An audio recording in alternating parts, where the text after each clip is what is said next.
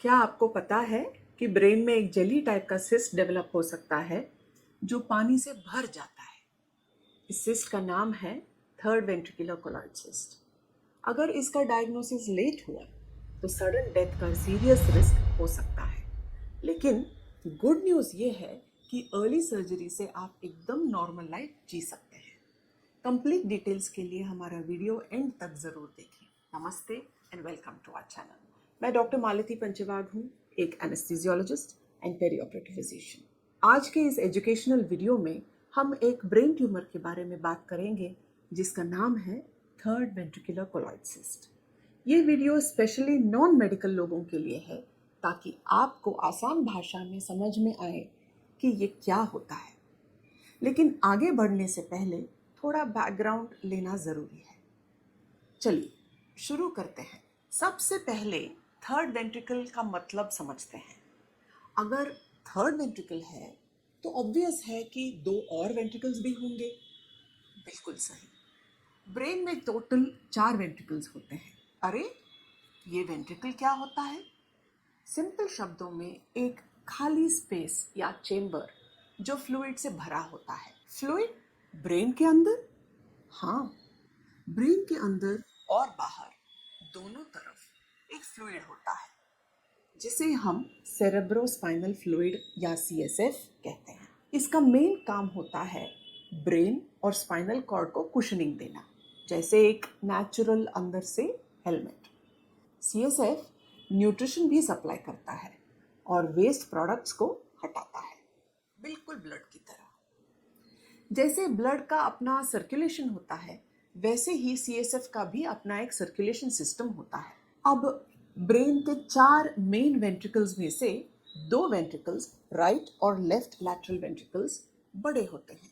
ये दोनों lateral ventricles अपने अंदर का फ्लूइड को थर्ड वेंट्रिकल में भेजते हैं।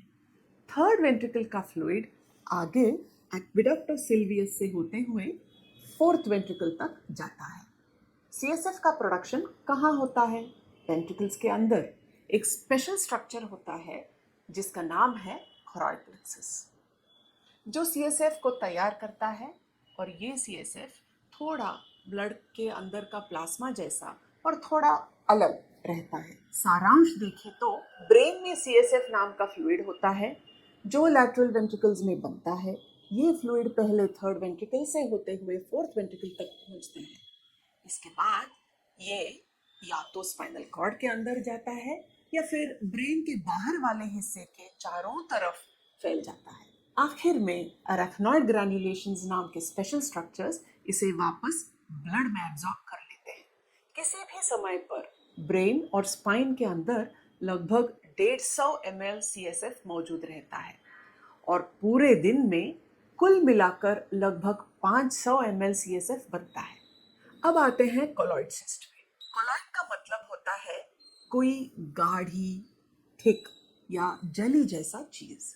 सिस्ट का मतलब है एक गुब्बारे जैसा स्ट्रक्चर जिसके अंदर फ्लूइड यानी पानी जैसा पदार्थ भरा होता है।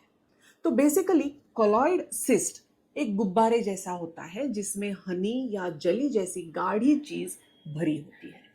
इसका जो वॉल यानी कि दीवार होता है ये धीरे धीरे फ्लूइड बनाता है जिससे ये सिस्ट धीरे धीरे बढ़ जाता है। सबसे जरूरी बात यह है कि कोलॉइड सिस्ट कैंसरस नहीं होता। ब्रेन में होने वाले प्राइमरी ट्यूमर्स में से सिर्फ 2% ही कोलॉइड सिस्ट होते हैं। अब प्राइमरी ट्यूमर यानी कि क्या है? प्राइमरी ट्यूमर वो गांठ है जो सीधा उसी जगह से शुरू होता है। जैसे अगर ब्रेन में पहली बार ट्यूमर डेवलप हो तो उसे प्राइमरी ब्रेन ट्यूमर कहा जाता है। अगर ट्यूमर किसी और बॉडी पार्ट से आकर ब्रेन में फैलता है तो उसे सेकेंडरी या मेटास्टेटिक ट्यूमर कहा जाता है। तो फिर से कोलॉइड सिस्ट कैंसरस नहीं होता है। ब्रेन में होने वाले प्राइमरी ट्यूमर्स में से सिर्फ 2% ही कोलॉइड सिस्ट होते हैं। इनमें से 99% केसेस में ये सिस्ट थर्ड वेंट्रिकल में ही होता है। बहुत रेयर केसेस में ये सिस्ट ब्रेन के दूसरे हिस्सों में भी हो सकता है। ज्यादातर ये सिस्ट 30 से 70 साल के उम्र के लोगों में मिलता है, लेकिन कभी कभी बच्चों में भी पाया जा सकता है। अच्छा, कोलॉइड सिस्ट होने पर क्या हो सकता है? जब सिस्ट छोटा होता है तब यूजुअली कोई सिम्टम्स यानी कि परेशानी नहीं होती है। जैसे जैसे सिस्ट बढ़ता जाता है ये ब्रेन में फ्लूइड यानी कि सीएसएफ का बहाव को रोक सकता है। खास तौर पर जब ये लैटरल वेंट्रिकल से थर्ड वेंट्रिकल में जाने वाले जो फ्लूइड को ब्लॉक करता है तो लैटरल वेंट्रिकल्स गुब्बारे की तरह फूल जाते हैं। इस स्थिति को हाइड्रोसेफलस यानी कि ब्रेन में पानी जमा होना कहते हैं, हाइड्रोसेफलस कहते हैं। अगर ब्लॉकेज कभी होता है और कभी ठीक रहता है यानी कि इंटरमिटेंट ब्लॉकेज होता है तो सिम्टम्स भी आते जाते रह सकते हैं।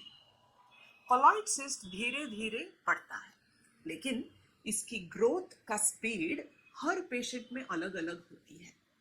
अगर सिस्ट ऐसी जगह है जहां ज्यादा नुकसान नहीं कर रहा है तो कभी कभी इसे सिर्फ ऑब्जर्व भी किया जा सकता है। लेकिन अगर सिस्ट क्रिटिकल जगह पर है जैसे थर्ड वेंट्रिकल में तो इसका तुरंत इलाज जरूरी होता है।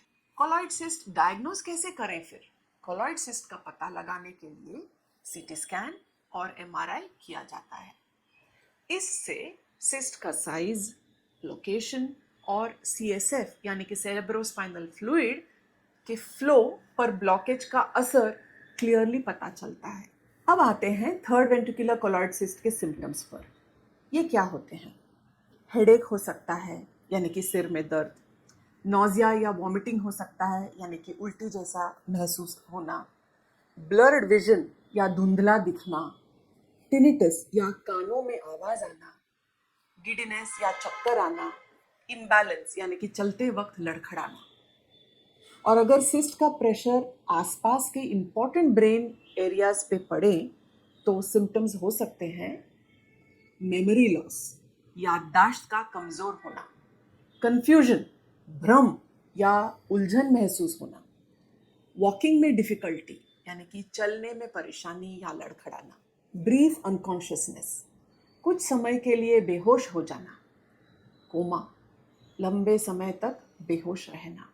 सबसे बड़ा और गंभीर खतरा होता है अचानक मृत्यु यानी कि सडन डेथ। इसीलिए समय पर पहचान यानी कि डायग्नोसिस और इसका सही इलाज होना यानी कि ट्रीटमेंट करना बहुत ज़रूरी होता है।